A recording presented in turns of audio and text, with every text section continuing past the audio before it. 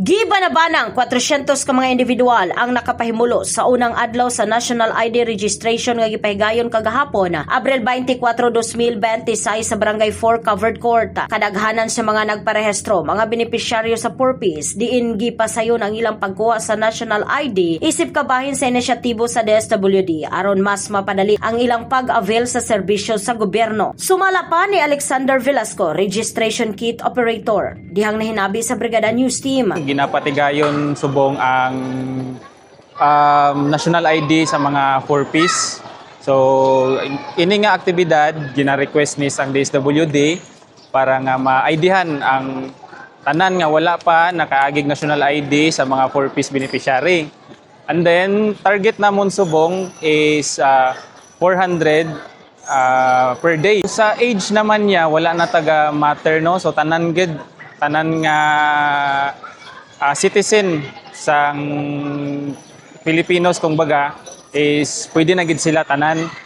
Mayara lang ta mga specific requirements nga aton nga pangitaon sa ila, especially basta 4 below. So upod na ang pila lang ka months nga mga babies, pwede na sila.